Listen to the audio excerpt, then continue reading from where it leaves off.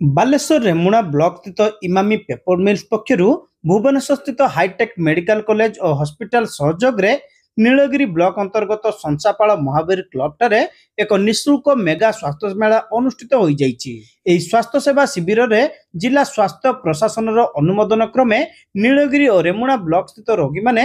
ଯୋଗଦେଇ ଉପକୃତ ହୋଇଥିବା ବେଳେ ହାଇଟେକ୍ ମେଡିକାଲ କଲେଜର ପ୍ରତିଷ୍ଠିତ ଭେଷଜ ବିଶେଷଜ୍ଞ ଡକ୍ଟର ତନ୍ମୟ ମଲ୍ଲି, अस्थिशल्य विशेषज्ञ डॉक्टर विभुदर्शी महापात्र, शिशुरोग विशेषज्ञ डॉक्टर सत्यव्रत महांती और चक्षु विभाग विशेषज्ञ डॉक्टर पुण्यालोक महांती और नर्सिंग विभाग मुख्य कृष्णा महापात्र और तांकर मेडिकल सहायक इमामी कागज कलर डाक्तर फार्मासी द्वारा मधुमेह, ईसीजी, हृदरोग, ब्लड प्रेशर और चक्षु परीक्षा करा जाई चिकित्सा करा जाई औषध प्रदान करा जाइतिला।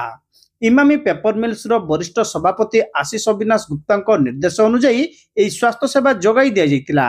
संसापाल महावीर क्लब समस्त कर्मकर्ता माने सहयोग करथिबा बेले इमामी कागज कलर मुख्य संचालक डॉक्टर यूसुफ अली सलांकी और अतिरिक्त मुख्य संचालक मनोज कुमार पाड़ी प्रत्यक्ष तत्वावधान रे मोट 210 जन रोगी उपकृत होइचंती।